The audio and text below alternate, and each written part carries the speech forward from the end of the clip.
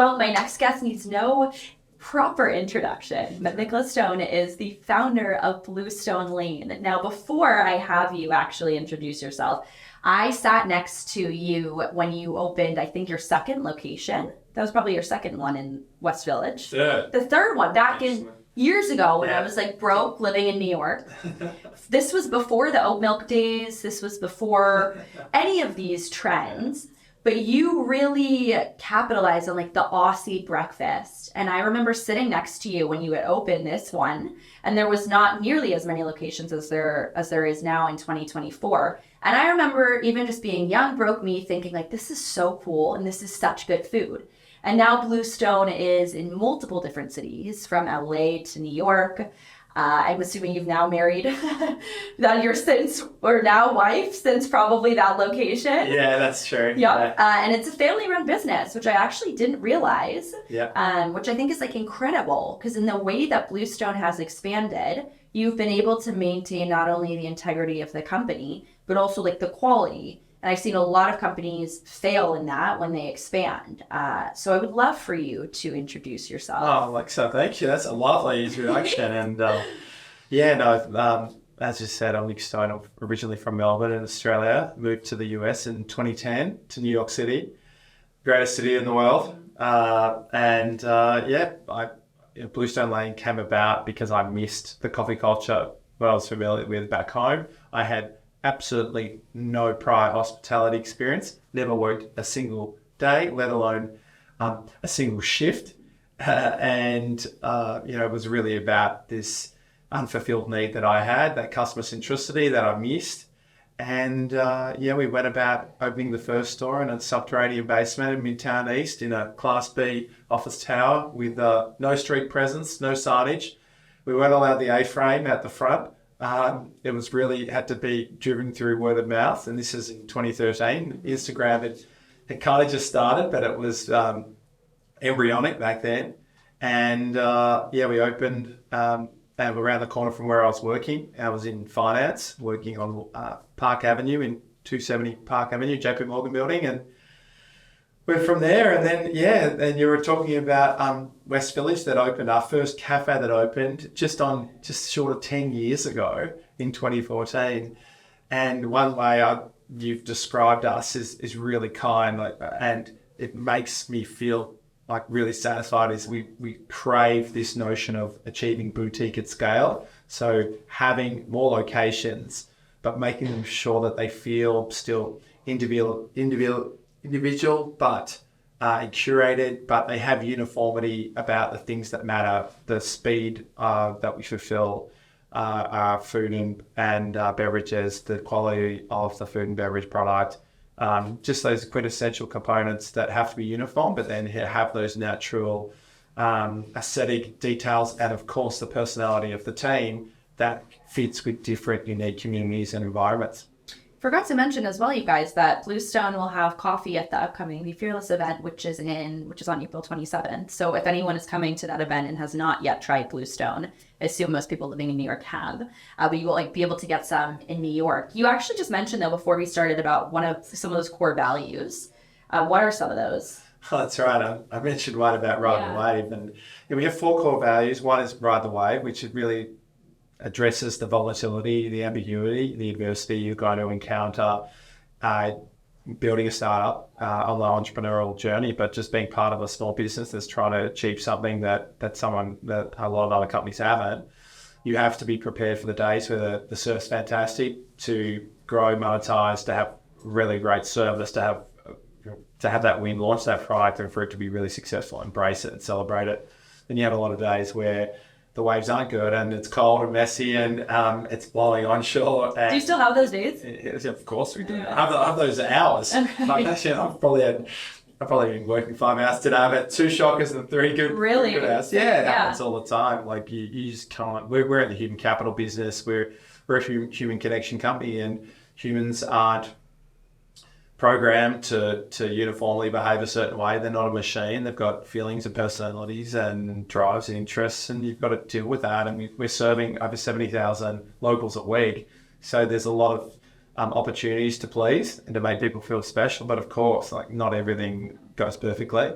Bring your best is another value we have. And really that's asking for when you're working or when you're committed, like when you're actually on the clock, give it your best effort. Make sure that you don't waste your time, waste the business time. Just stay aligned and committed and focused. And after, when you're not working, do whatever you want. Like, hang out, play music, go to the gym, go party, whatever you need to do. But like when you're with us, like be focused and bring your best.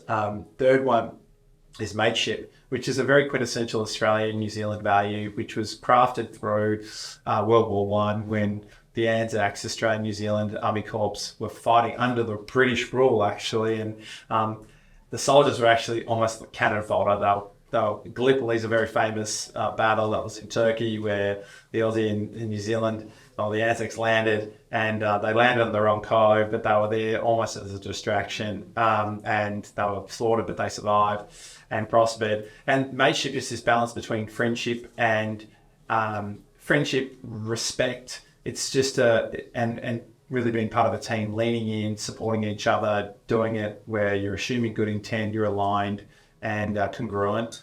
And the last one's fair go. So fair go, another sort of very common value in Australian culture and society, which is acting with integrity, acting with honesty, and being fair to everybody that exists in your value chain. So that can be your fellow employees, which we call teammates, the suppliers, certainly your customers that we call locals.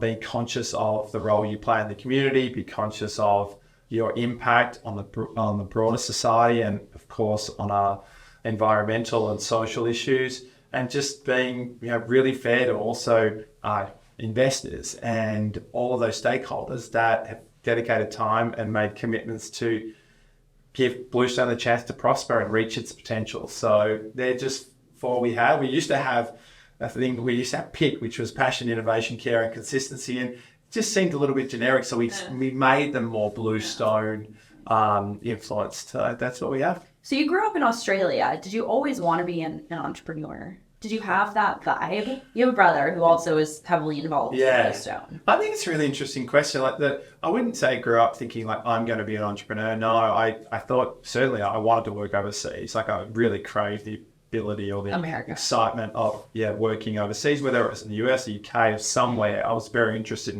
in working in Hong Kong and Singapore, and that's probably had a heavy influence on why I went down the finance track and studied that at undergrad and postgrad, and how I had 11 years in investment banking, corporate finance, which was the reason how I got to New York, which is I'm very fortunate for that opportunity. But both my parents were small business owners, so in many respects they were entrepreneurs themselves. So I guess they provided examples. They didn't come from big corporates, and they weren't sort of professionally university educated and became accountants or doctors or lawyers or what have you. And so I think that without a doubt had a subconscious impact. And then growing up, my brother and I always worked. We always worked for pocket money, allowance, and we'd always have different ideas. And I think that came out, and they were little entrepreneurial endeavors. So whether it was collecting aluminium cans or aluminum cans through to chemistry and paper round, working on some of my father's construction sites, we were always, just a friend of mine used to have this big expo. We used to write addresses on envelopes and stuff. And so we always had that. So I guess, there was a point where I was always interested in small business and creative from that perspective. And even during banking, I had little things on the side I was always looking at. So I guess it was there.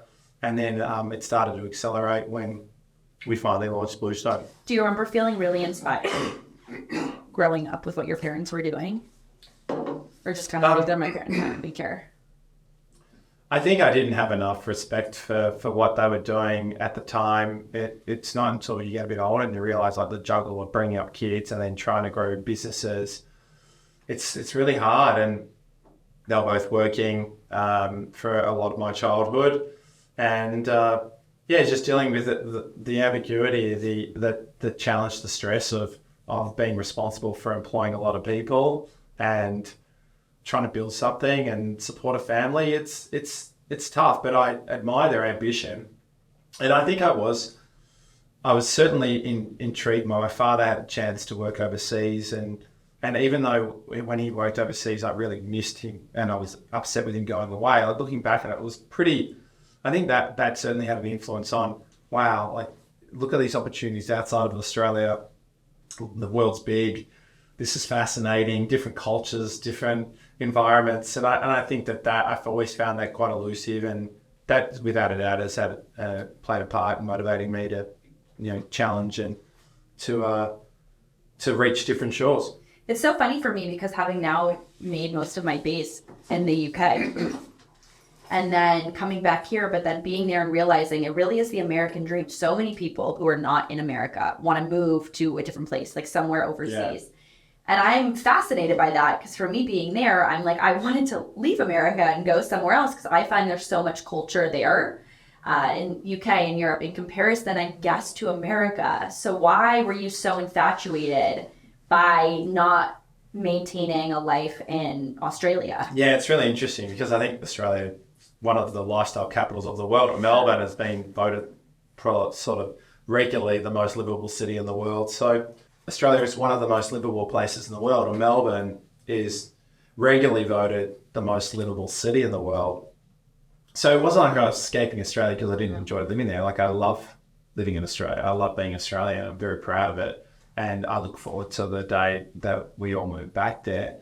But Australians are nomadic, and the majority of the population are immigrants and recent immigrants. So whether that's from European descent and then you had this wave of migration around pre and post World War II from Italy, Greece, European, sort of Western European countries, and then you had mass migration in the 80s from Southeast Asia, and now you have huge migration, record levels of migration, primarily from India and China, other places in Southeast Asia. So I don't know, Australia's it's just part of our DNA that we grow up, and when you finish school, people want to go and travel the world and travel and have a year where they're working somewhere in the UK. Like, if you're an Australian citizen, you get the right to work in the UK.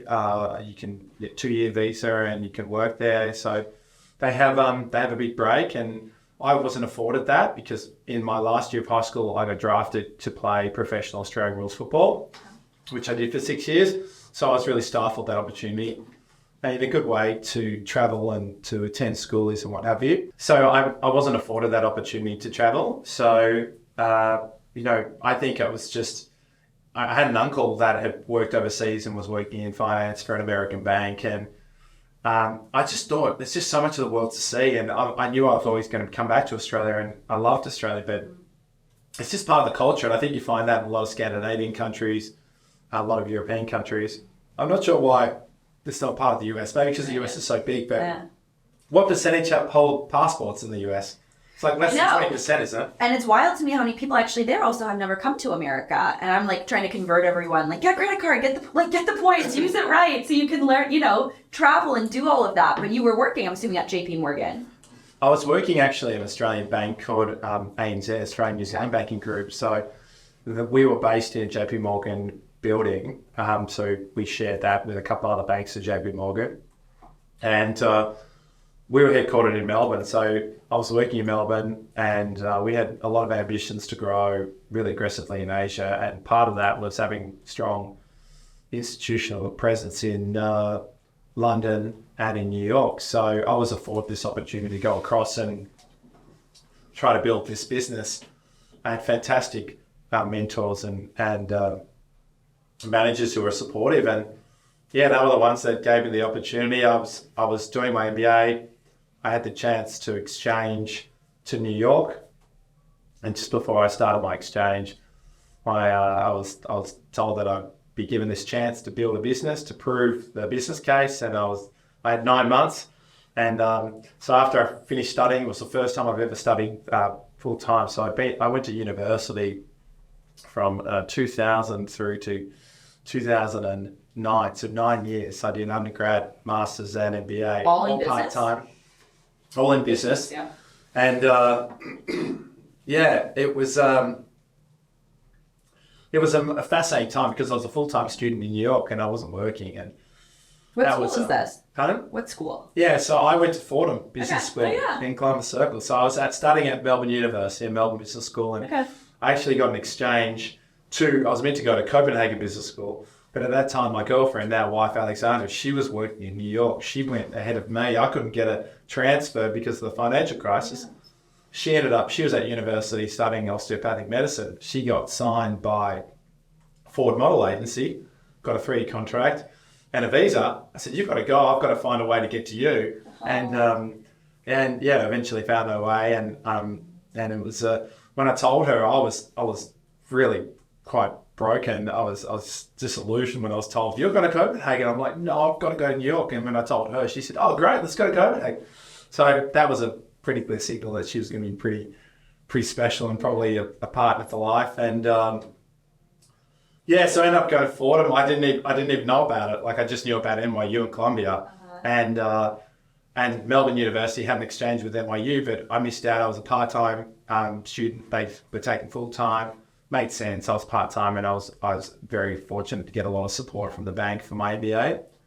So ended up going to Fordham Business School, doing their executive management program, which was sensational, and lived full-time in New York as a full-time student, postgrad student for 5 months, and geez, that was a lot of fun. That was an amazing period.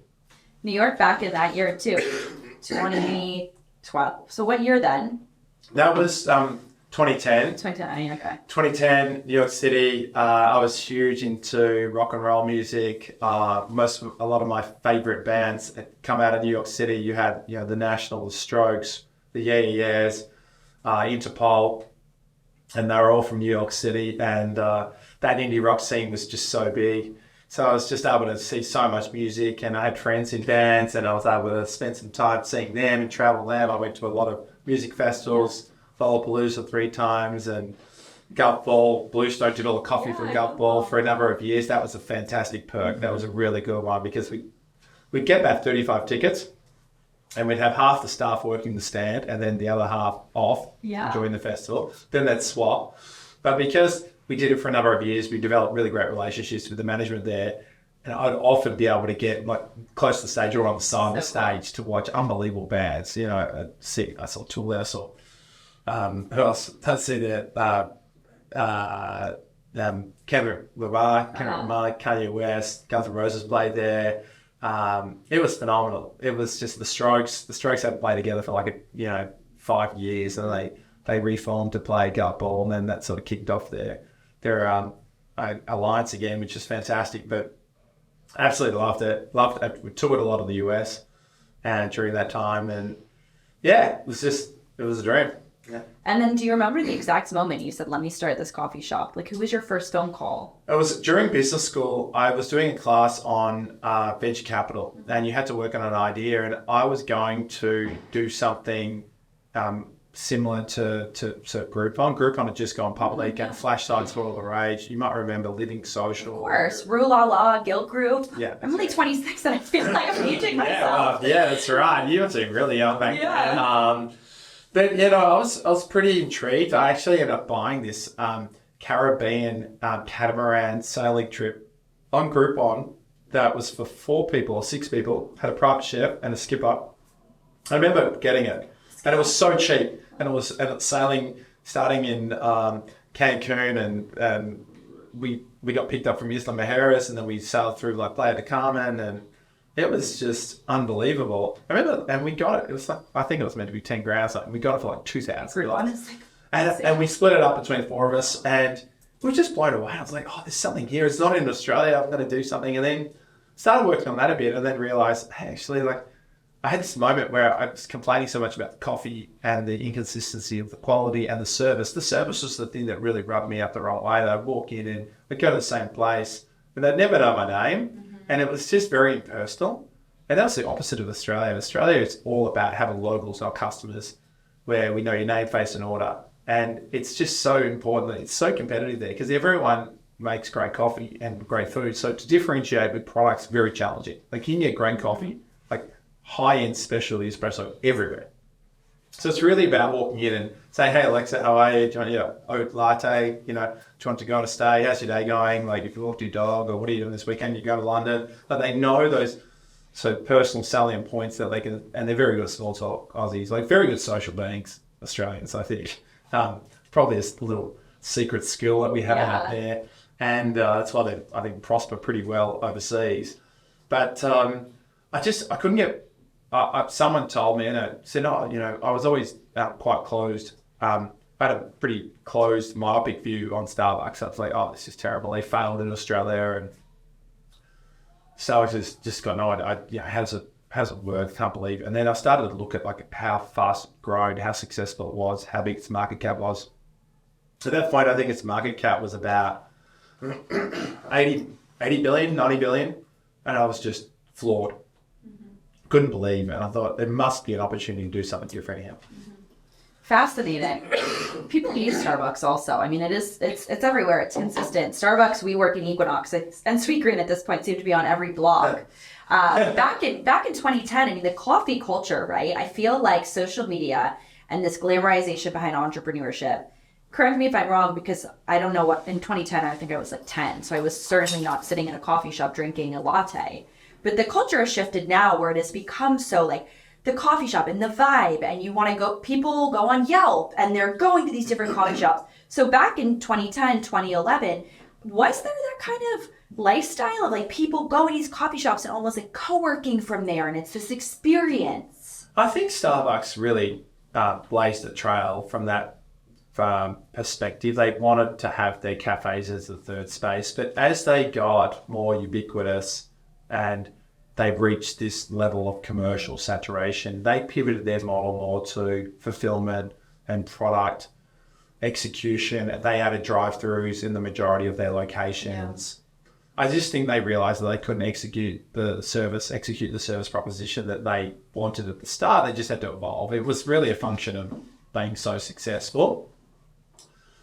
But the one thing Starbucks always lacked is really a food program. Like, all the food is made in a central commissary in the Midwest, and it's frozen and sent to the store. Like, nothing you're eating at Starbucks is fresh. It's all in plastic. Like, why would it be in plastic? It's in plastic because it's in modified atmospheric packaging that has nitrogen in it, so it doesn't expire and go off, which is obviously very common for snack foods. But the opportunity that Bluestone had was to not only provide great coffee, but great food and use great service, like personalization and having real deep roots in community. And I think Bluestone was a huge influence on that whole movement that began around 2020 for us, 2013, but 10, 11, 12 years ago, and that the Aussies had a big impact in some of these coastal cities, New York, LA, San Francisco.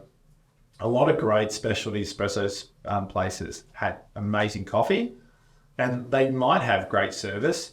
I don't think that was a hallmark. I think it was, again, leading with great coffee, but very few had any semblance of a food program. So, we were focused on those three critical elements: coffee, food, and service. And of course, creating environments and atmospheres where you feel comfortable and you feel like you can work and socialize. And it's not cookie cutter, they look different. So Bluestone Lane has 59 locations, but the Venice store felt Lockyer. Looks nothing like our store on Upper East Side. Looks nothing like our store in the Woodlands, Texas. Looks nothing like the store we have in 30 Hudson Yards, a 1.4 million square foot Class A new office tower. So having that flexibility to adapt the brand, to shape to the community, to shape it to the space we're in, keeping it fresh from that perspective, which is that boutique and scale feel, but then still you want the coffee to taste the same, whether it's New York and LA, DC, Texas, Boston, what have you. So who was that first call though? When it came to you're thinking the group en route, you get on this boat trip. Yeah. You're how old at this time? So I moved to New York when I was 28. Okay. So I would have been 28 or 29. And you're working, which is how I'm assuming you're affording to live in New York. Well, at the start, I was in 2010 for the first sort of 5 months. I was very fortunate. I was just studying full time. Mm-hmm. We were in a tiny, probably it would be lucky to be 400 square feet, maybe 350 square feet one bedroom in West Village on the top of the stoop on Barrow Street, 52 Barrow Street, near Bleecker, paying an exorbitant rent per square foot. And it didn't really matter. Like everything was about being for our case, we wanted to be in West Village. We wanted to be near the water. We wanted to be near the restaurants. We wanted tree-lined streets, and we wanted to avoid like huge avenues. And yeah, so I was studying full time, but I knew that I was starting work on February 1st, 2011, and I had that security of knowing like I was going back to work to the same bank. I knew what I was going to be compensated. But I'd worked non-stop since 17, so I got drafted to play Australian rules football AFL, as I said earlier, when I was just about to turn 18. So I played 6 years there, and then I went straight from AFL into an internship in banking, and then went straight into grad position in banking and corporate finance, and then worked the whole time. Oh, fascinating. So, I mean, opening a restaurant, coffee shop, whatever at this point you want to call it, is incredibly expensive, especially in New York. So was there VC money? Did you raise when you decided, I mean, you're going to... First time we opened, we raised $350,000. From friends and family? From 4 friends and myself. Okay. Yeah, so I put a significant amount of my savings into opening the first store. And it was 4 friends put in $50,000 and I put in $150,000. And were you freaked out? Like $150K, that's a lot. I mean, if you've been working since 17, I'm assuming you've got like a little bit more than that in savings. So that's a massive amount of money. Yeah, it was like, I didn't want to lose the money, that's for sure. But, I guess I always had the confidence that I could, I never thought we were going to lose money. I just thought, I was never worried about my own money. I was really concerned. I didn't want to lose my friends, $50,000 each. But it was really the guy sat next to, it was my boss in Australia, my old boss in Australia, and then another couple of mates who lived in New York. And I just, I just had the confidence that we could execute. And I that's the thing about me is if I do enough research on something, I either get really convinced it's going to work, or I get that visceral reaction. I'm like, nah, it's too much risk. It's just asymmetric and stuff. Yeah, I don't think it's worth that, or it's too risky for me, or I'm just not comfortable with my value set or probability of success. So with this, I was like, this is going to work. Absolutely. Like, I know this is going to work if we control the costs here. We remain really disciplined, it worked. So that first 350 funded 2 stores. Was it a gut intuition? Is that how you would kind of classify feeling? It's both. Like, I think my gut would be most of the time directionally accurate. Like, it really, really is. And I think most time when I'm sort of told to reconsider, even though it doesn't feel good with me, the decision's the wrong one. But by nature, I'm a very analytical person. So I really like data to validate, and I like trends, and I like correlations, and I'm not this math wizard, but I guess I used to see these insights as an analyst in banking, and then I think I overlay it with a probability metric that you get from being part of teams, and you learn about psychology and the buyer behavior and just congruency of teams, and like, can this actually be executed? Like, what's the pragmatic, like the pragmatic approach and the practicality of this actually coming about? And there's a great saying that no one owns a good idea, execution's everything. And I think that's right. Like, everyone's got the idea of doing a coffee shop, everyone's got the idea of doing a podcast, or building a new social media site, or building a new luggage company or makeup company or what have you, but execution is everything. And execution really is about like getting a team and or having a network, or knowing the suppliers or the value chain that can work and align with your values, what you want to achieve. And a lot of it is storytelling, selling the dream, getting everyone excited on board, but then fulfilling your role as the founder and entrepreneur, that you are someone that can be trusted, that's worth backing, that's going to act with integrity and the right values. And that's the thing in decision making. Like, you have to have all that aligned. So even if the data's saying, it's like, can it actually be pulled off? Do I have the people that are aligned and can commit the requisite amount of effort and are going to make the sacrifices and the dedication or have the skill or just the tenacity or the, and if you do, then I think, probably it's going to work out okay. But yeah, it's hard just to isolate it, but everything needs to be based on algorithm, especially if you are dealing with people, which, that are not an easily quantified thing. I've really realized the more successful I've become that, like, even my business, the personal brand, entrepreneurship, just even general discussion about it, because I spend so much time talking to people. It's a business of people, like just business in general, sales, CPG, food, it's all people, and people can be very finicky. People change their mind. I'm assuming you had so many people be like, I don't like this coffee, or the oat milk tastes different today than it does, yesterday, because you can't ever know what somebody's thinking.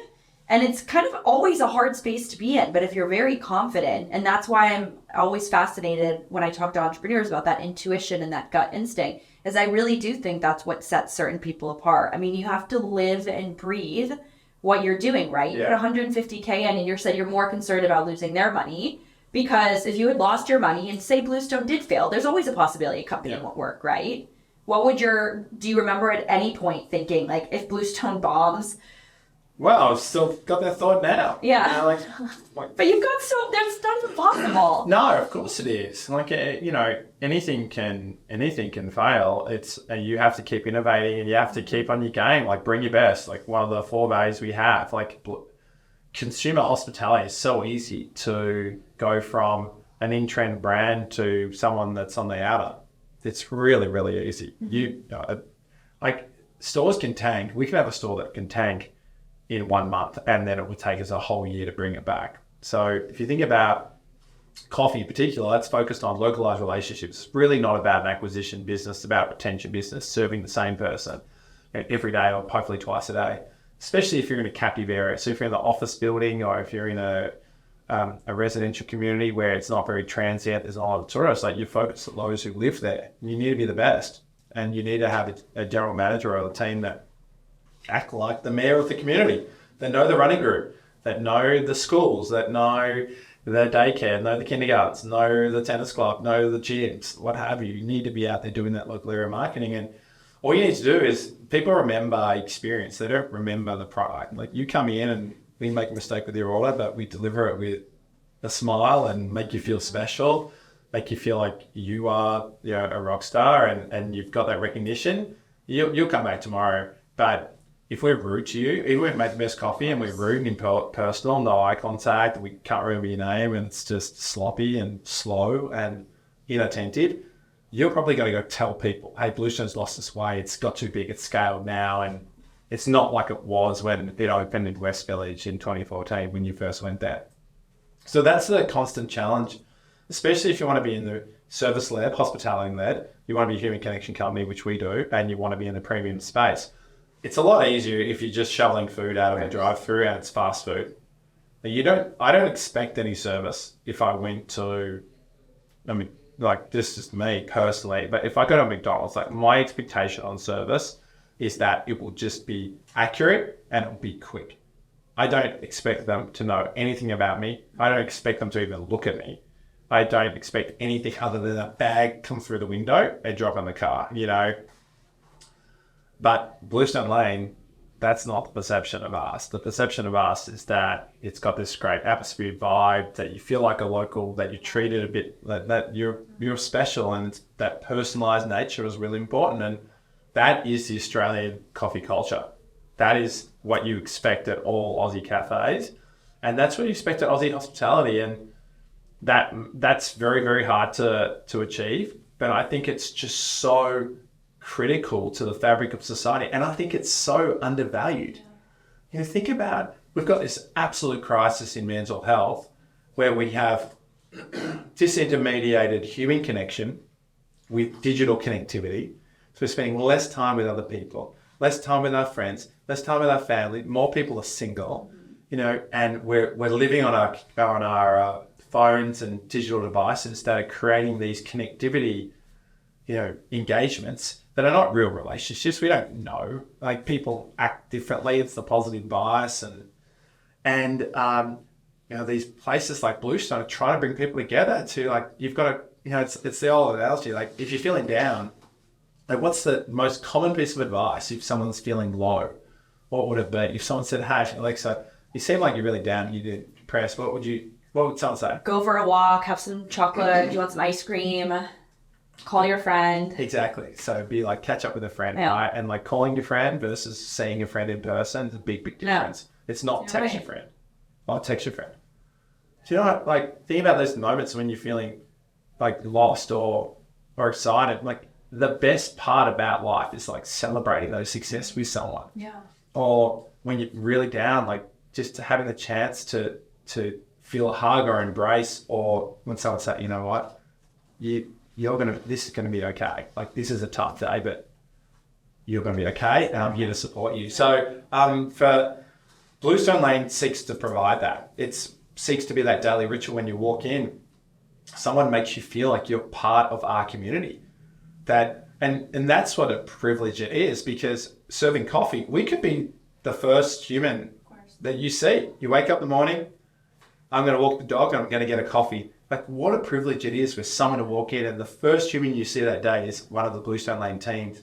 So I spend so much of my time with our teammates, storytelling and encouraging them and trying to paint the reality of, like, what we do is really special. I wish society valued it more. It seems that certainly in the capital markets, or like from a finance perspective, that the most valued is just food that is the least healthy for you, but the cheapest to produce and the easiest to produce. So frying things, you can't get that really wrong, and just shoveling out through drive-throughs where, Wall Street and investors value the most. But societally, like, how can that be the most valuable when you've got the amount of issues with obesity and comorbidities, and which is primarily driven through lifestyle choices, either poor eating, lack of education,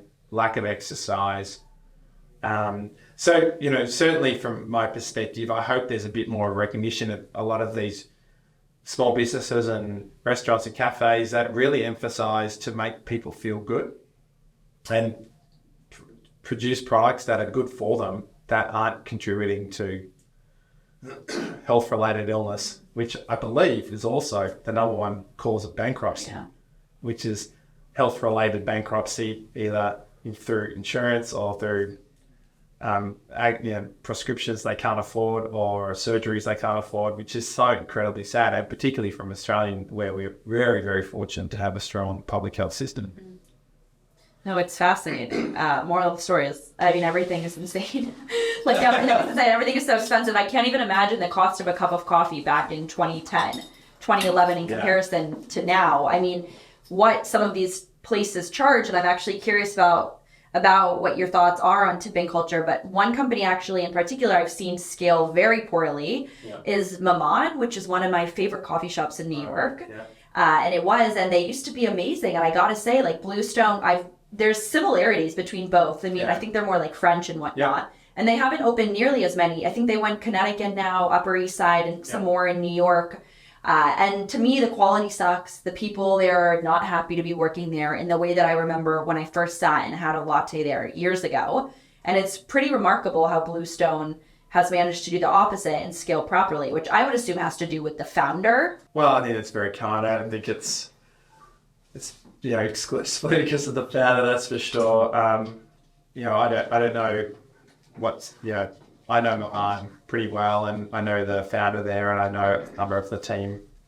I'm sure they're probably working it out, iterating. But it comes back to the point that you're only as good as your last experience, right? And you need to be on all the time, and it's a hard bar. It's a really hard bar when you have such high expectations, and the expectation of Bluestone is that we must nail coffee, food, and service. And if we don't, then you're going to be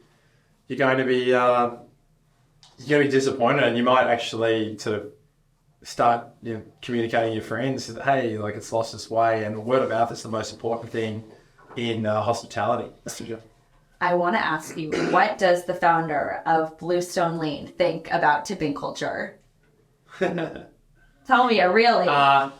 It's a part of the US DNA. It's not something that I guess inherited, but I think it is really, really important that you reward great service with a great gratuity. I don't necessarily believe you need to tip well at all when the service isn't there, or where the food or the beverage doesn't taste great. So I do think it's getting out of control, though, that you get asked for tips all the time. I think hospitality, where people are spending a lot of time on their feet, trying to make sure everyone has a great time. There's a lot of fixed costs in the atmospheres and environments you're going to. I think that definitely needs to be rewarded. But me being asked at a pharmacy or a gas station or a supermarket to tip seems a little bit of overreach.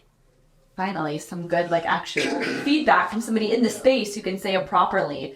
I know we're about to hit an hour, so what is one last piece of advice you would give to, let's say you're a guy, right, in your 20s, you can't really figure out what you want to do for a career, you're dabbling in things, you maybe think you want to be an entrepreneur. Yeah. What's your advice for that person? I think let me start by saying that I think you just got to keep active, you got to keep busy. So if you are not sure where you want to be or the path you're meant to be on, just do something. Just have a bias towards action and talk to people. Go and socialise, become inquisitive about different industries or different businesses. And I think the more you educate, the more you educate yourself, the more you see a pathway and you learn. So I think the worst thing to do is just to remain stagnant and to not go out there and chasing something. But I think being educated, talking to people, socializing, will give you those sort of insights of maybe this is something that I can go after. But I don't know too many entrepreneurs that sit around and just hope. They go out and they make it happen. And I think they get creativity through spending time with people and reading.